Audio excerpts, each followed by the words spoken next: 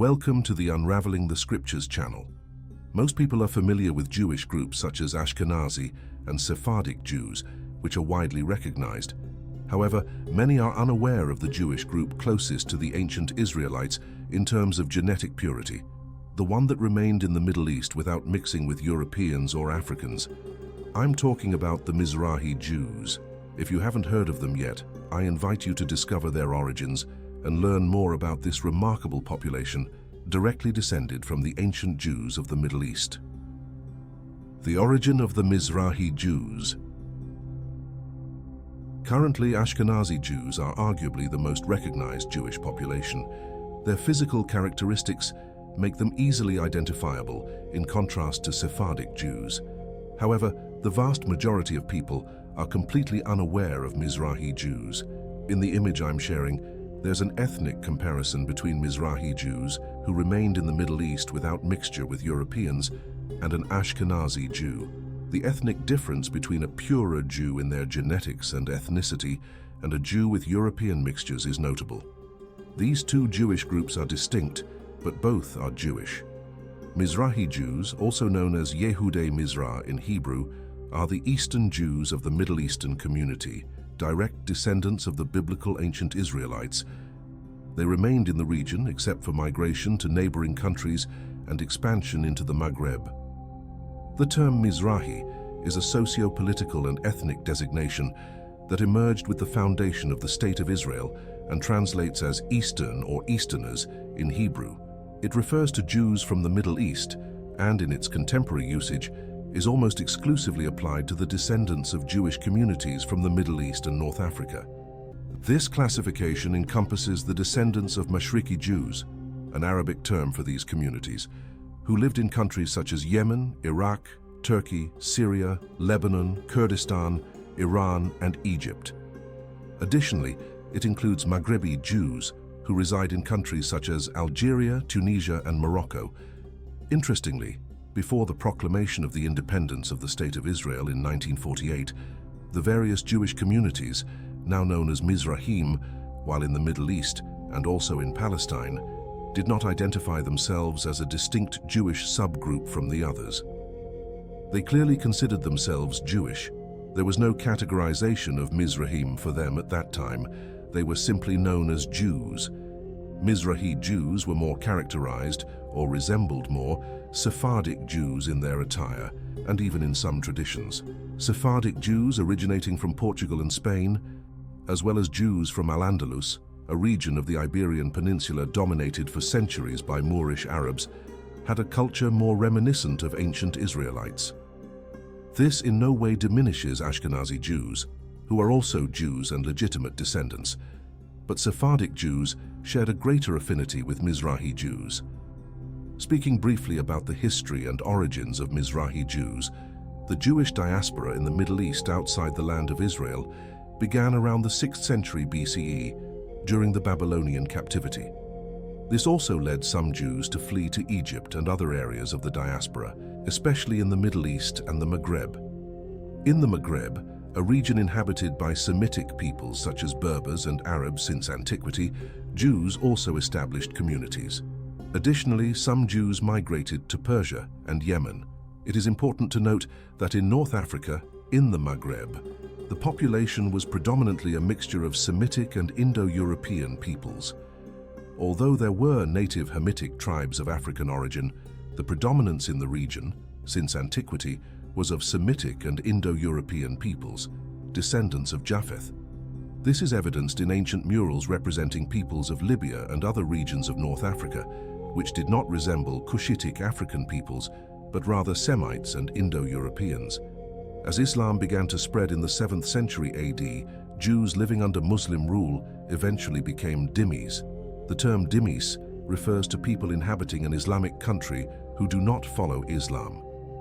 Jews were recognized as people of the book by Muslims, and due to the historical kinship between Arabs and Jews, were allowed to practice their own religion and Jewish beliefs, albeit with an inferior status in Islamic society.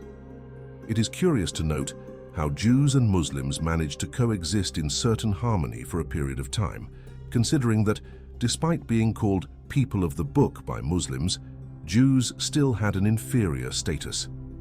This coexistence may have been facilitated by the mutual recognition of genetic kinship between Arabs and Jews, both belonging to the Semitic race. For much of history, Jews in the Maghreb lived in vibrant communities and settled in various cities and villages. They contributed to culture, commerce, craftsmanship, and other areas of society.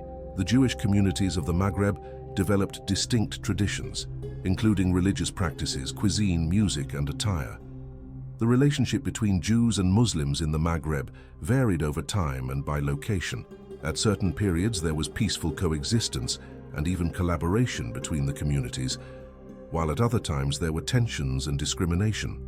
Overall, many Jewish communities in the Maghreb maintained their traditions and unique cultural identities over centuries, even in the face of challenges and political changes. Although Jews in the Middle East and the Maghreb maintained strong ties with the areas where they lived, they were recognized as a clearly distinct community. For example, while Jews in the Arab world were influenced by local culture, adopting variants of the Arabic language and creating their own versions of cuisine, they did not absorb Arab identity. Instead, Jews in the Arab world saw themselves, including those with family backgrounds of converts, as an integral part of the broader Jewish collective. They maintained their identity as descendants of the ancient Israelites. Now turning to the languages spoken by Mizrahi Jews in ancient times and still today, we begin with their native language, Aramaic. Aramaic has been the native language of the Israelite people since ancient times.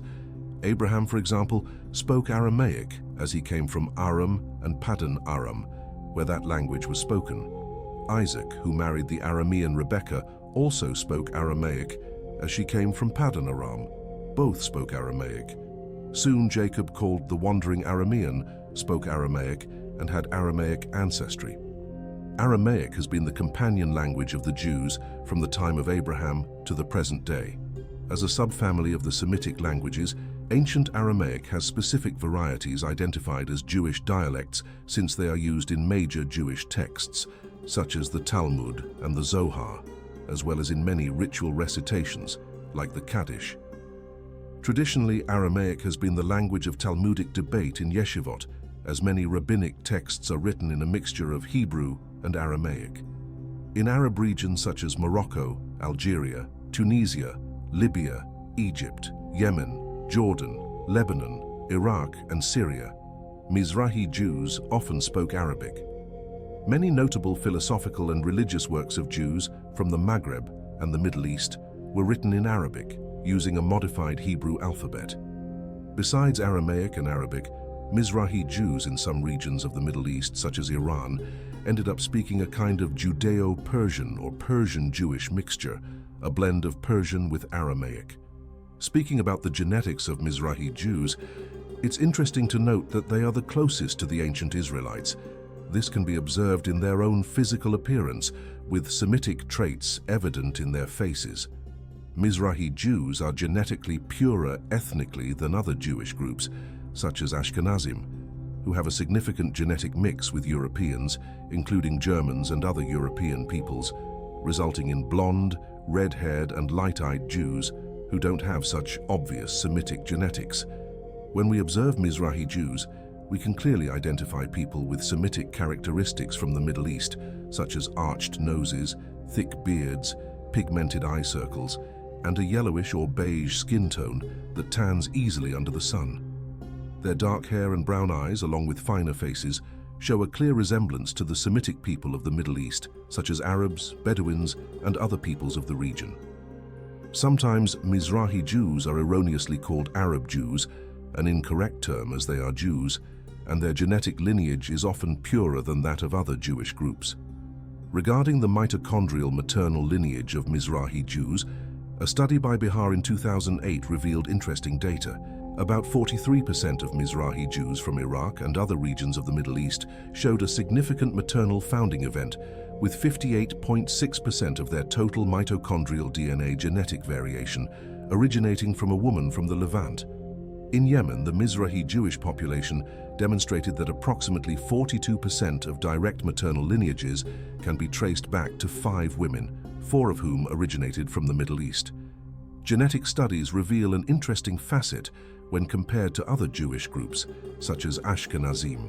The more European genetics of Ashkenazim are mainly inherited from women through mitochondrial DNA, while the paternal lineage remains Semitic, from the Levant in the Middle East. On the other hand, Mizrahi Jews possess both matrilineally and patrilineally Semitic lineage from the Middle East, making them genetically purer in their Jewish ethnicity.